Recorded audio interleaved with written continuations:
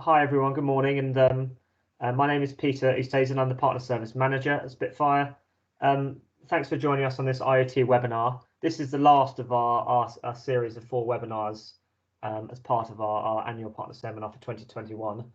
So we hope you have found them relevant and informative, and you've been able to take away some really key information and some useful information about the products and product developments that we've got going on. For this final webinar, we're going to be discussing the Internet of Things. Now, that's a fairly broad statement to make.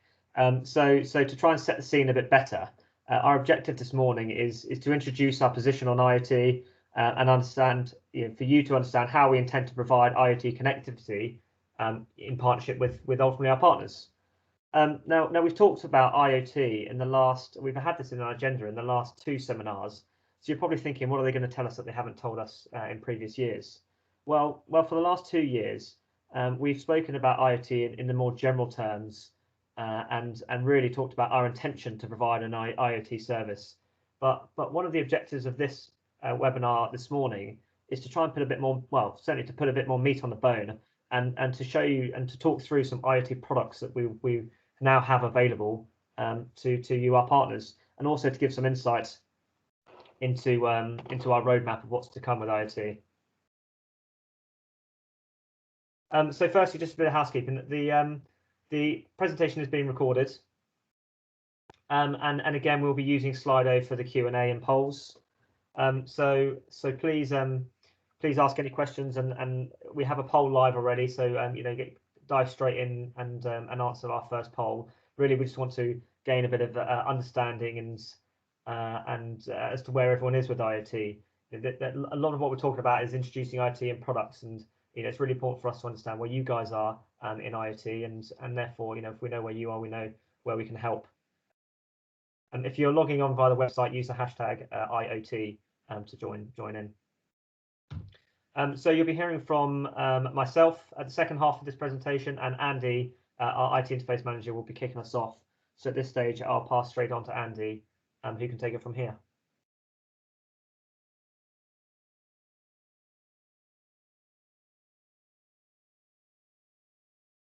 Sorry about the technical delay there. I managed to lose my mute button, having just discussed how not to do that. Okay, thanks, Pete. So just to progress this, agenda today, fairly straightforward. We're going to start off by just looking at the connectivity elements of IoT and the problems and the challenges that connecting IoT brings up. We will discuss 5G. 5G's become almost interlinked with IoT, or at least that's how it's touted. So we'll run through that. Obviously, we'll look at how you guys as partners can benefit from this, and indeed how Spitfire can work with you. And Pete will pick up those last 2 points. We'll move on to a Q&A as is the norm at the end of that. So feel free to start preparing your questions using Slido to set those up. Okay. We are running a poll on this. I think the poll is already open. Feel free to answer that, and we'll obviously discuss that at the end. And one thing Pete hasn't mentioned that I think we might do, if there are any questions not related to this but on previous topics, if we've got time, maybe while you've got our attention, we'll be happy to answer those as well. Okay. So moving swiftly on. When we're looking at IoT, it brings in new connectivity challenges. And realistically, what we've got is this new IoT ecosystem. So all of us around the table today, or around our virtual tables, are very familiar with putting connectivity to suit office deployments, or what we class as standard business deployments, whether that's in an office, whether it's a home worker, whether it's a remote worker. Fundamentally, the connectivity is about supporting business applications. What IoT does is it adds really 2 challenges to that. Firstly, we've got devices rather than people running business applications at one end of it.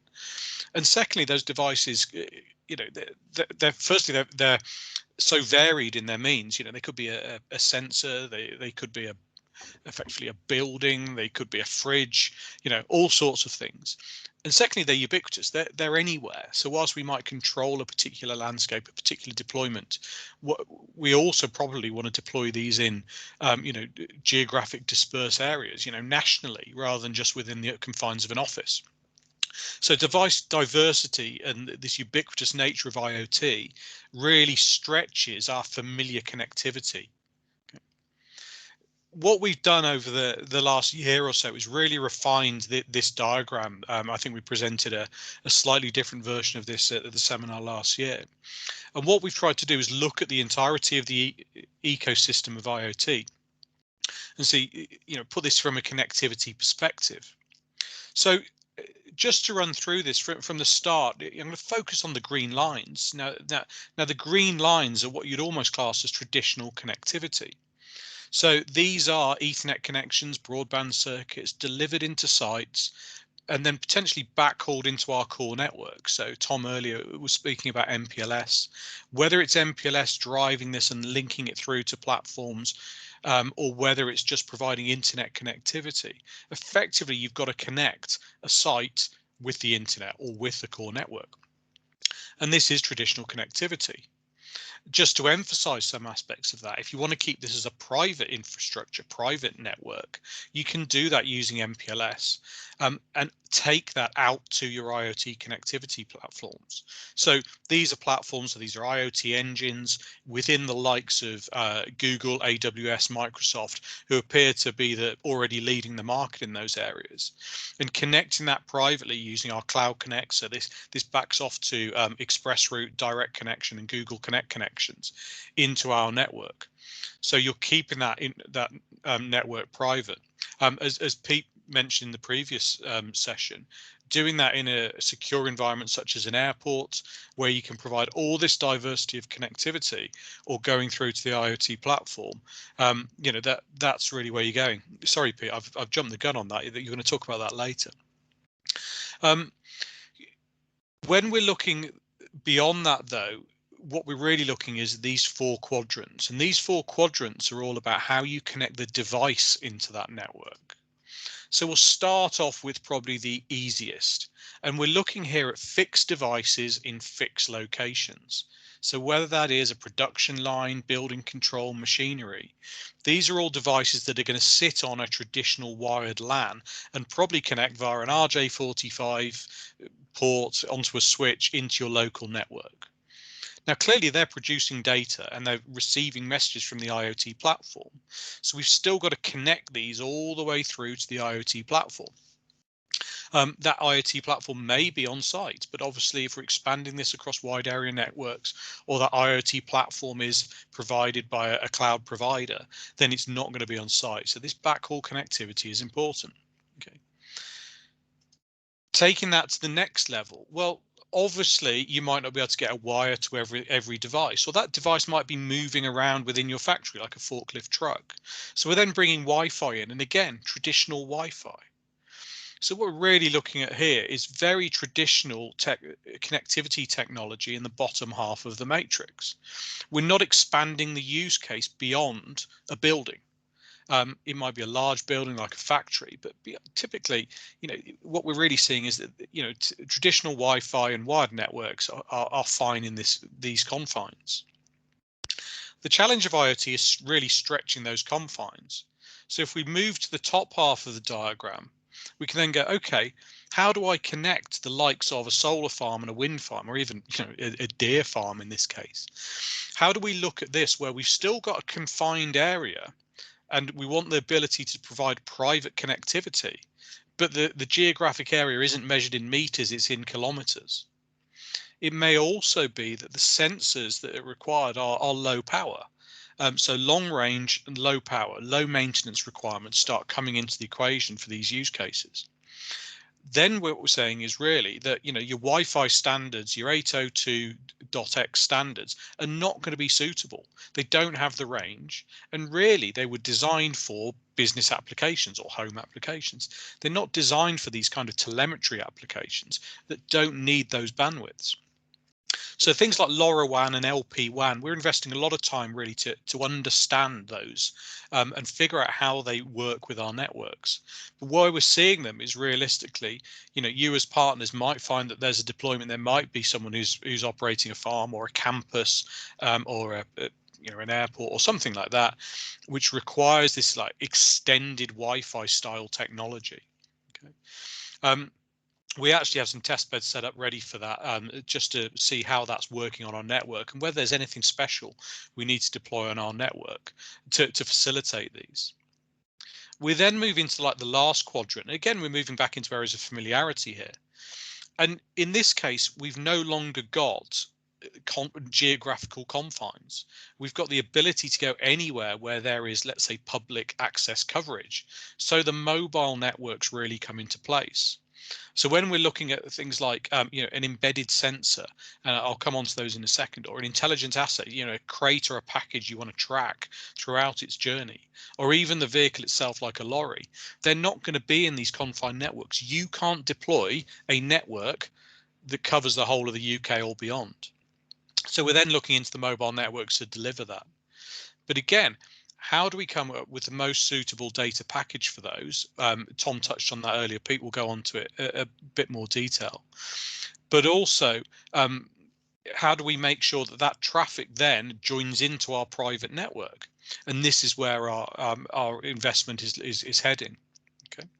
So realistically, what we're looking to do is trap all of this device data that's coming in via these diverse access networks, land it onto a fixed network and backhauling it all the way through to your IoT platform in the shortest, most efficient way. And I say efficient both technically, commercially, financially way. And potentially add layers like privatization, prioritization, all that type of stuff to make sure that this works for the ecosystem or the application that either you're creating or you're deploying if you're buying something off the shelf. Okay. So that's really the fundamentals of the IoT network. Just to land that into a specific use case or a scenario, and really to highlight the point that every use case is different. So we do have to spend a lot of time in analyzing this. Just as we do when we're saying, okay, we're deploying voice, we look at the network, we look at its requirements, we apply our CAN methodology to figure out what does the application actually need. Now we've got these extra complications now in terms of, what is the device and how is it going to connect. But from then on, we're looking at all the backhaul elements in a similar way. So I'm going to take an example here of smart meters. Now, smart meters, water meters, electricity meters, etc. A lot of these are using, they're looking, how do they connect back to the IoT platform? They're producing data, it's telemetry data of your usage at particular times a day, and it's sending that back. So how's it doing that? How is it connecting? Now, while some of them will connect to your local Wi-Fi to provide you with information within the home, most of these, for example, water meters aren't. They're connecting back to their platform. But that water meter more and more is connected outside the house, underground, or it's within the house behind a thick wall. And it's not accessed, it's low maintenance. So how is the provider managing that? It's got to be low maintenance, it's got to work anywhere. Importantly, the amount of data that these devices are transmitting is tiny. And it's infrequent. It might be hourly, it might be daily. It doesn't really matter if it misses a day or misses an hour. We're not talking about having anything like high bandwidth or low latency requirements here. This is almost similar to sending a small text. It's that amount of data, and it's only doing it, on a daily-ish basis.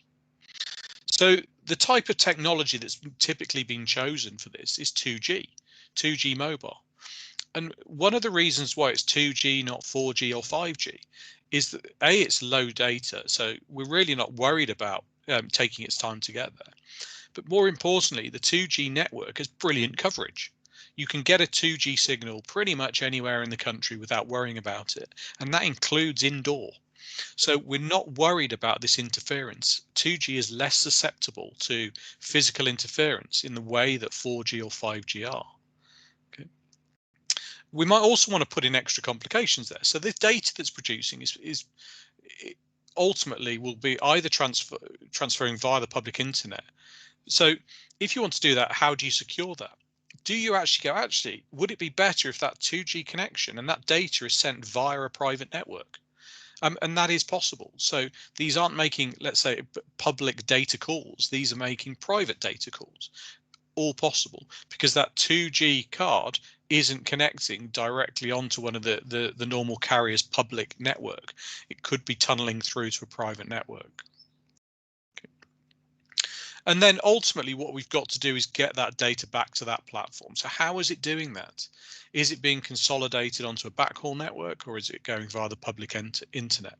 Once it gets there, that platform is consolidating that data and presenting it. Now, either that's being presented back to back office applications, so business applications that are doing all the billing, doing analytics, etc., but also exposing that data to the customer application.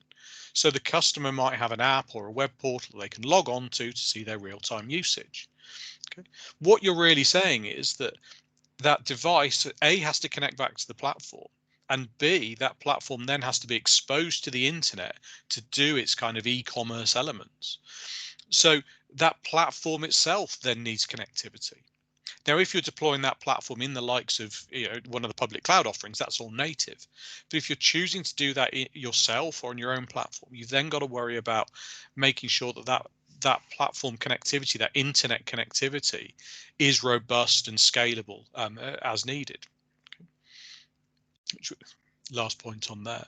So realistically, just a quick flick back to that diagram, we're going all the way from the quadrants on the left hand side, landing that data, bringing it through to the IoT platform, and then exposing it out to the public internet. And all those elements of connectivity is what we need to achieve. And this is where Spitfire is positioning itself, is to be able to do all of those elements of connectivity, albeit leaving the local LAN elements to the likes of yourselves. Okay. So moving on to 5G then, obviously I've mentioned 2G, I've touched on 5G, but what really does 5G play in the IoT? What role does it have? It's been touted very much as the IoT enabler. Great, 5G's here, now IoT is going to accelerate. And that may be the case to an extent. But just as smart meters, there are thousands of use cases out there that do not need the benefits of 5G. So what are those benefits? High bandwidth. So the headline of 5G is this amazing speed it can provide, massive bandwidth. And the reason that that's touted is very much that that is what sells mobile SIMs, mobile phones to residential users. They're the people who are going to fund all of the fancy bells and whistles for kind of phase 2 of the 5G rollout. So that's where you make your money. Low latency, however, is probably more important to business applications. To give you an idea, the connectivity from a device through to a core network over a 5G connection is in the single to 10 milliseconds range. A connection on a 4G to the same point would be in the high tens, if not hundreds of milliseconds on a poor connection. So it is massively low latency compared to a 3G, 4G connection. Possibly the other thing it can provide is high device density. So if you're deploying a smart city or an autonomous car scenario into a city, you're going to have thousands of devices in a very small area. And you can only achieve that with high density capability. So each access point on a 5G network, each pole, each mast will be able to connect tens of thousands of devices rather than hundreds or low thousands. So it's much more capable from that level. So that does lend itself to IoT as well. The other element I haven't actually got on the slide is the ability on 5G for the service providers to operate tiered services as well.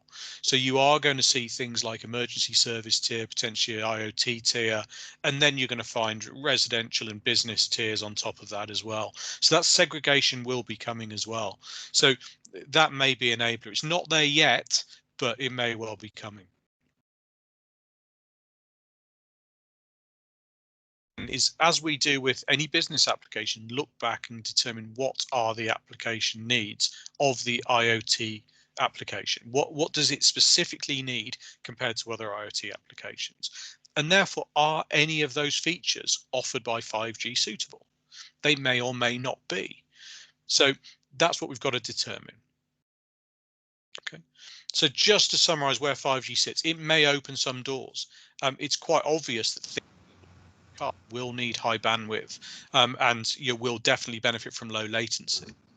But it's definitely, for a lot of the scenarios that we're seeing at the moment, it's not needed. So don't wait for 5G to come along before you invest in looking at IoT solutions. So at this point, I'm going to stop talking technology. I'm going to pass back to Pete and look to see how IoT is really going to fit amongst channel providers such as yourselves, and how Spitfire can help you with that. Yeah, brilliant. Thanks, Andy. The first thing I want to do actually is just take a look at the results from the poll. And again, another really interesting result. That the resounding response seems to be that you're exploring IoT options, but no fixed plans yet. So hopefully this next sort of 10 minutes or so is going to be really, really useful to help you better sort of pitch where IoT opportunities might be available, and what sort of products that we have to offer, and where you can sort of pitch it to your clients. So that was really positive.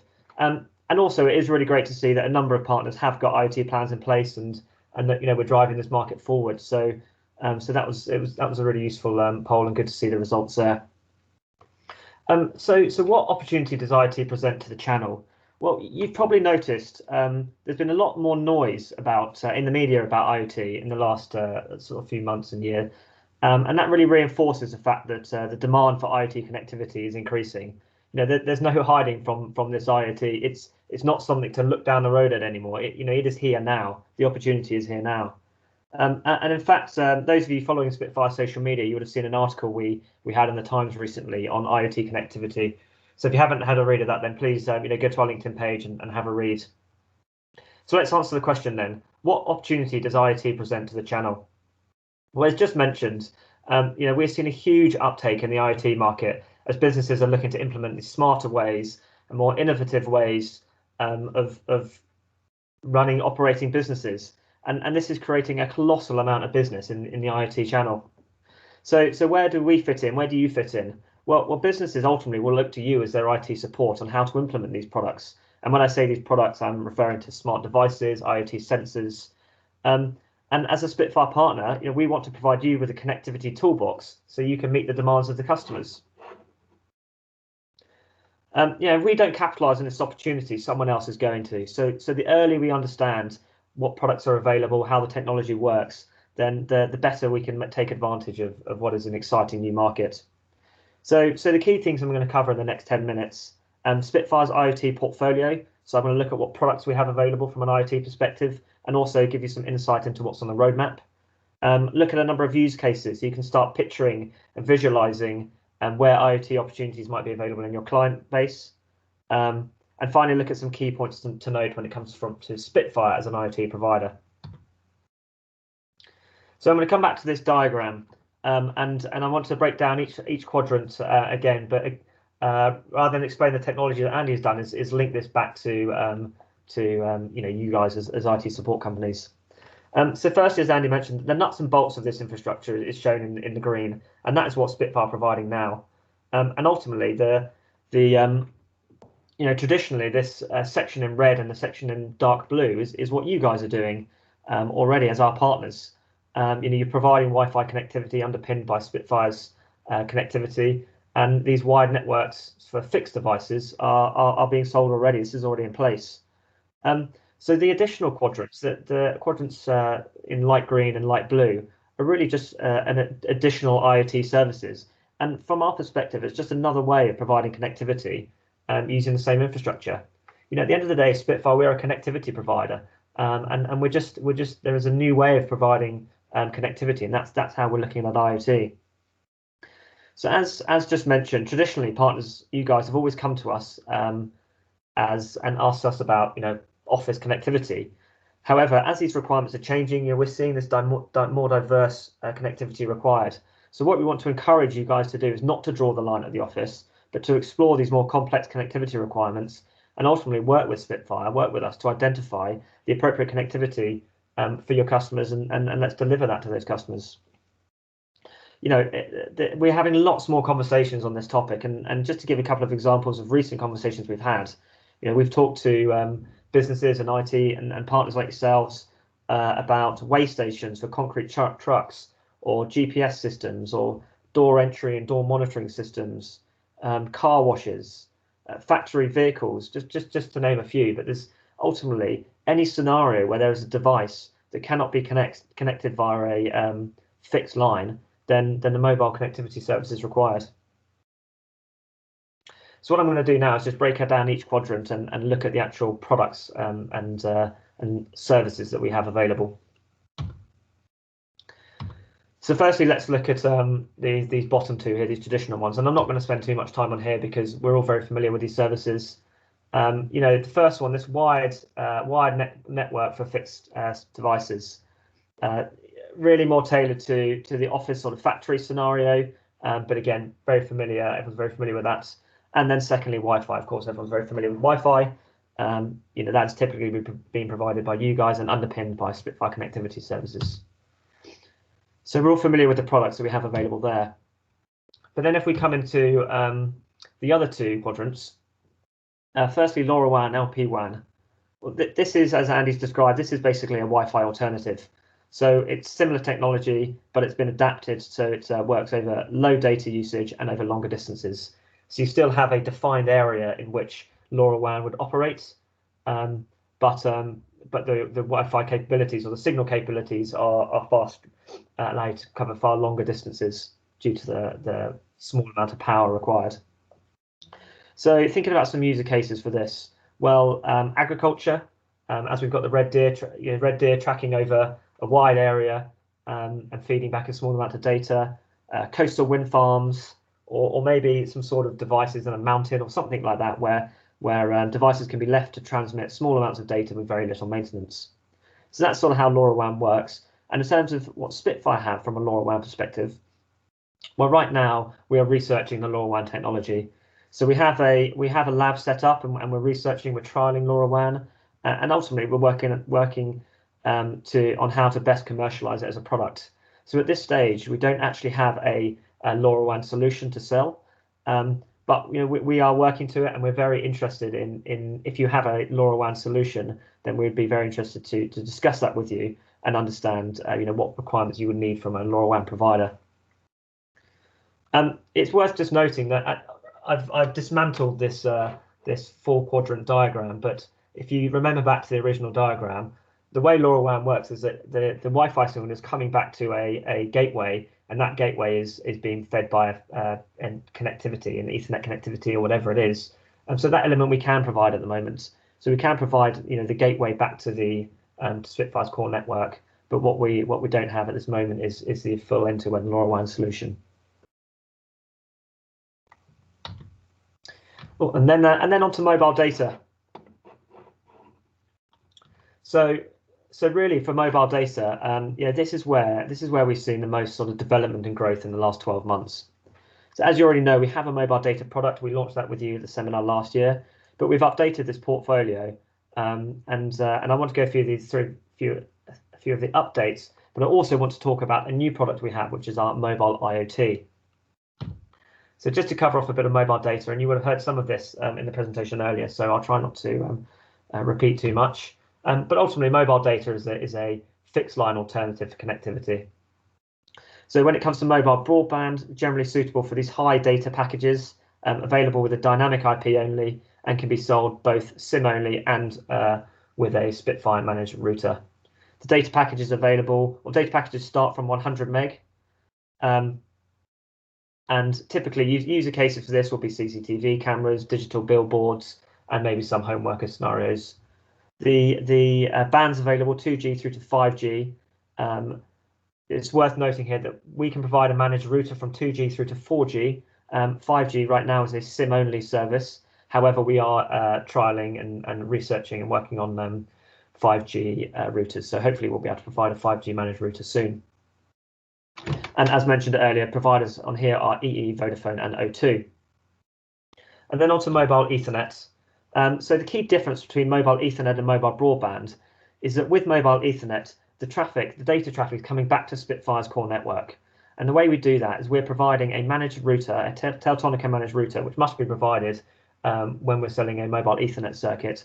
And then we're creating an L2TP link back to Spitfire's network.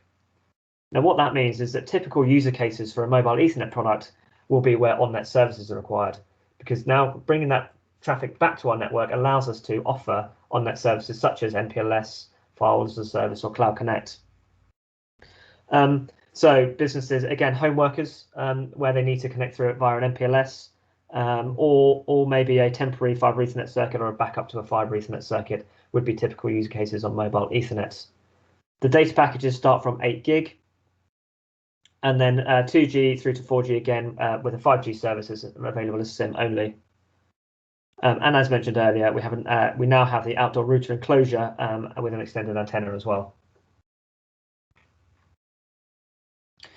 So that's the existing mobile data products that we have. And what I want to do now is just talk about our new mobile IoT product. So mobile IoT, what we've done here, this mobile IoT is really designed for low data usage. And what we're doing here is we're addressing the need and the requirement for these IoT devices and sensors. Whereas before we had the high usage packages, mobile broadband being able to offer an unlimited data usage, and mobile Ethernet offering also with 8 gig high data packages. Mobile IoT is focused on the low data packages. So typical use cases for here might be any sort of logistical environment or manufacturing, to sort of give a few examples there. But essentially lots and lots of devices and sensors feeding back to small amounts of data to a management platform. Again, we can provide SIM only, or we can with a dynamic IP, or we can provide with a fixed IP with a Spitfire managed router. And again, with Spitfire IP with a managed router, we can bring that back to our core network. And then using mobile IoT, you can benefit from those OnNet services as well. And I'll talk shortly about some user cases as where you might do that. But now I just want to look at some specific bundles that we can offer. So if we look at two package examples, we've got EE. Data packages start from 100 meg and from the cost from £2 per month. SIM only with dynamic IP or fixed IP with a managed router, and with EE we can provide a ruggedized SIM as well. Now to compare that with Vodafone, which very shortly will be available, our Vodafone package. The Vodafone package is 1 meg data starting from just 50p a month. Now you can see it's far lower, it's a very low data usage, 1 meg of data, but at very low cost, just 50p a month per SIM. Now we have a number of data packages in that really low market. So 1 meg, 2 meg, 3 meg, 4 meg, 5 meg, 10, 20, 30, 40, 50, all the way up through to 200 gig. But really that lower end, that 1, 2, 3, 4, 5, what that means is that we can be really specific about how much data usage a device is using. So if a device is using 1 and a bit meg or 2 and a bit meg, then we know exactly what bundle to put them on. We put them on a 2 or a 3 meg bundle, and it means it can be as cost effective as possible for the customer, particularly when they're buying such a high number of SIMs for so many devices. So it's great that we've got so many low data package options. Again, we can provide with SIM only, or with a dynamic IP or with a fixed IP, bringing it back to Spitfire's router. Allowing us to benefit from those OnNet services.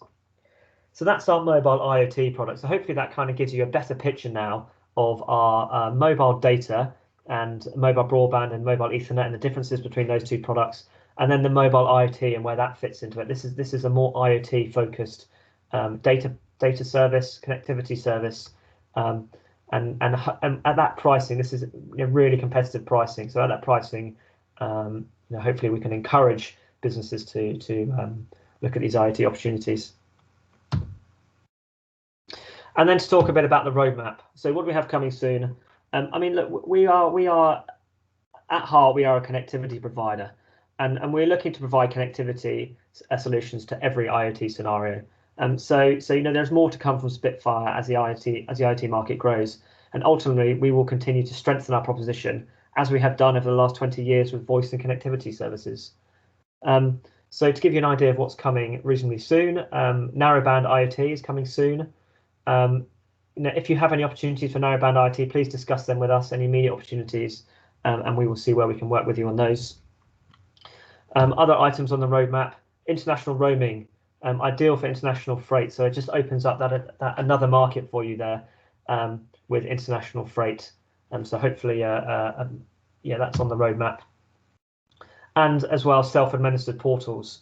So again, allowing you to build in additional value to your customers where you can manage the SIMs and self-administer the SIMs.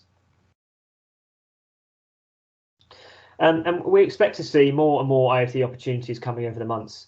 Yeah, and the market will gain more and more traction. And ultimately, we want to work with you as our partners to provide a first-class solution in every industry possible.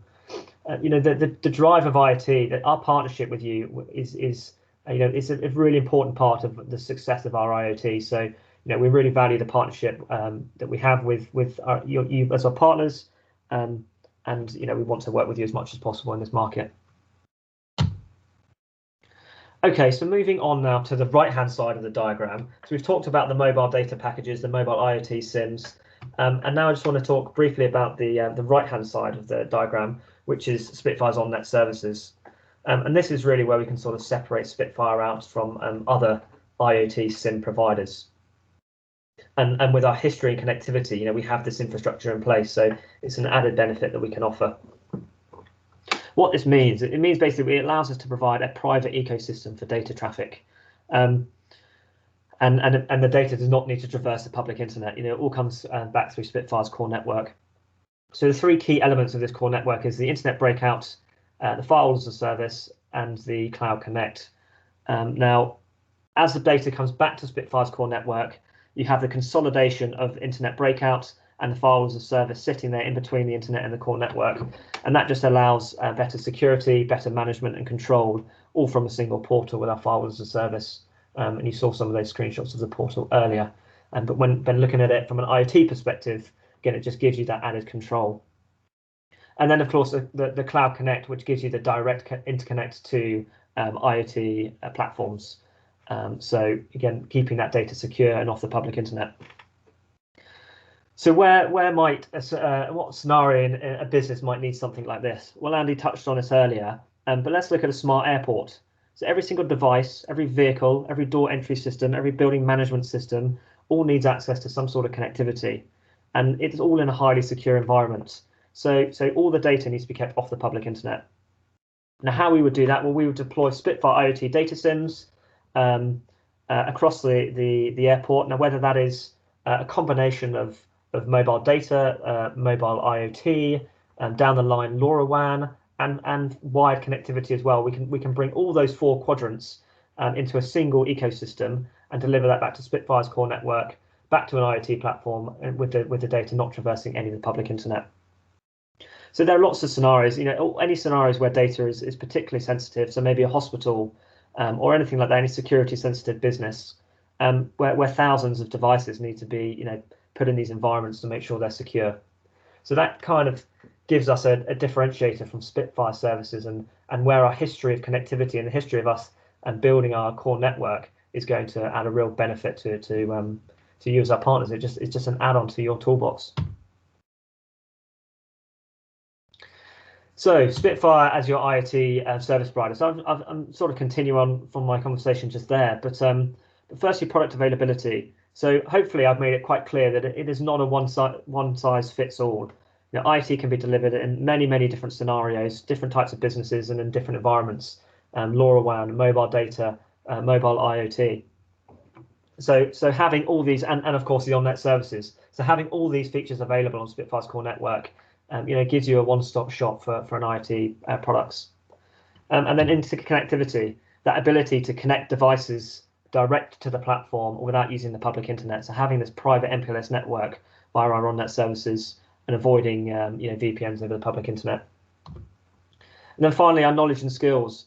Spitfire for a number of years now have been training staff and making sure our staff are very technically trained. And this is, it's all leading up to this new IoT market. It's a more technical market. There's not the same knowledge in this market as there is in the connectivity market and as there is in the cloud phone system market. So, use our knowledge. It's there at your disposal. We can help you, bring you into, that poll that showed a number of you are still sort of exploring the market and looking to get into the market. Well, we can help you do that.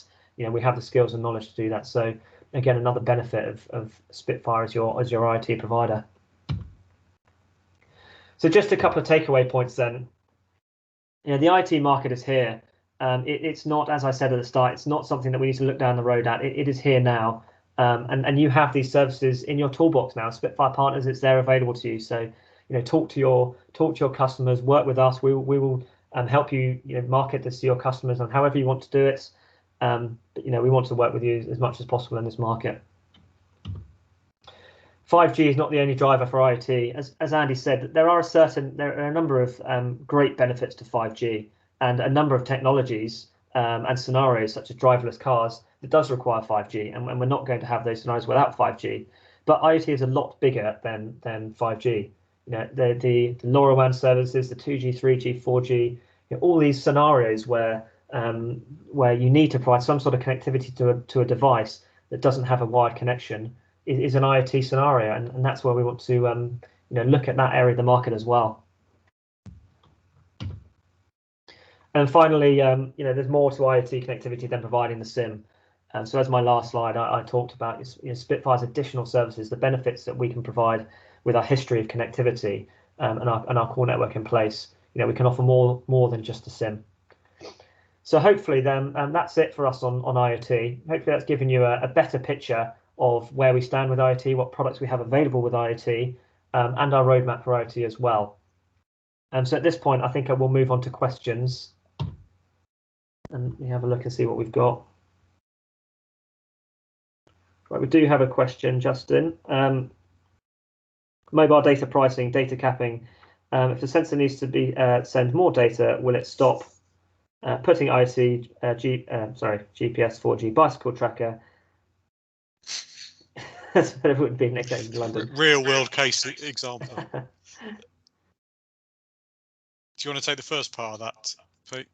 Yeah, the mobile data pricing. Mobile data pricing. The broadband pricing starts at something like, we've actually got this prices together, so I'm just going to off the top of my head, but starts at something like £9 for a mobile broadband, and the mobile Ethernet starting at £30 for the 8 gig package, and then as I went through the mobile IoT, starting from as low as 50p per SIM. So I think if you've got some specific scenarios, there's lots of different packages, and each different package has a slightly different price. So I think where you have any cases, then talk to your account manager or review the price list that we'll launch by the end of the week. But yeah, we have a variety of different. To give you an idea of where the pricing is, it's sort of at that £9-10 mark on mobile broadband, and from the £30 mark with mobile Ethernet. If you're using mobile Ethernet as a backup, then it is lower down to sort of the £10 mark. Yeah, just in your specific example there as well, is it capped? Then depending on the bundle will determine whether it has a cap on it or what the overage is as well. So there are uncapped, low usage, almost pay as you go type bundles. They just keep getting more and more if you use them, and there are others which go above the threshold, and I'll say you get stung. You pay a higher rate for anything above your bundle. So it's really meeting that. I think the other element from what you're saying about the sensors, and there's various ones around, some of them are using the likes of narrowband IoT, but those networks aren't really around yet. So you're a bit of an early adopter, but yeah, some of them are effectively sending texts and things like that. But yeah, just looking at that, for what you just said, if you're looking for a bundle between 100 meg and 500 meg a month, realistically, you'd probably be looking at that type of bundle, an sub gig. I think Pete's mentioned the prices from those. If it proves to be much lower, we can effectively utilize our IoT bundles as a broadband service, if that makes sense. So if it turns out you're only using 100 meg, you can go on a 100 meg bundle, which may save you a few quid a month. Yeah, that's right. Just to add on that, so the Vodafone packages will go up to 100, 200, 300, 500. So we can provide a specific data package for that bandwidth. Just as it would be if you were buying a data package for a mobile phone. It's that balance of paying a fixed monthly fee and having the risk that you're going to go over. We're just talking typically in an IoT environment of much lower thresholds. So if you took a deployment, we've got a customer that has car washes with 3G, 4G SIMs in them, and they've got 300 of the things. So clearly they're concerned about saving £1 per SIM. So that one's very low, but they have very predictable levels of data. Whereas if you're looking to do that, you've only got the one SIM, and if it goes over by £1 a month, it's not going to kill you. So it's just reading the balance. But yeah, we've got so many bundles. I know Pete was very good not to show them all on the slides. We would have been here all day. But the bundles start at a meg effectively and go up to unlimited with tens and hundreds of gigs in the way. So yeah, just speak to your account manager and get the right bundle. Yeah, just from a pricing perspective, as I said, the 1 meg starts at 50p. 100 meg on a Vodafone is about £1.50, and the 1 gig is about £4. So you can kind of pitch where the cost might be in between there. Looking at 100 meg, £1.50, 1 gig at £4 per month. So you can kind of work out where your price point would be, depending on the bundle. Yeah, just don't take that SIM out and put it in your tablet and start going Netflix, because clearly the overage on those lower level SIMs is per meg. Is that fair, Pete? Yeah, absolutely right. Okay. Great. We'd love to hear you get on with those. Sorry for anyone who's not reading the questions. Justin said he's testing quite a few things. Yeah, similarly, we've got a lab running in the office where we've actually put building monitoring around our office and data center, and we've built that, and that's very much to see, what can we do. That's actually LoRaWAN based.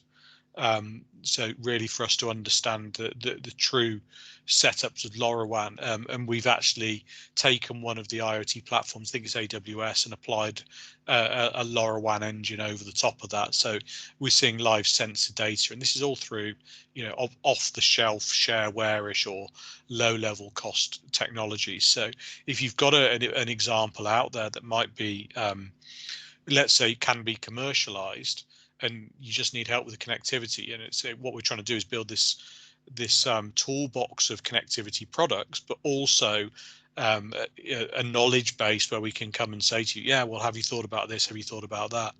As I say in there, you're looking at the 4G SIMs at the moment for your bike, but looking at the bike sensors, sorry, I'm also a cyclist. There are also some that are looking to utilize LoRaWAN and NB-IoT networks as well. Obviously, you need the coverage. So, if you're in Amsterdam, they've probably got a network already set up. Not in the UK for LoRaWAN. Any other questions?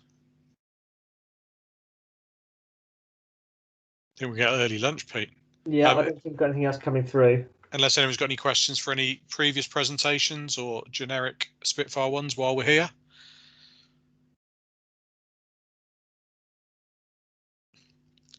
No, I think everyone's in the habit of us giving them copious amounts of wine after the final presentation.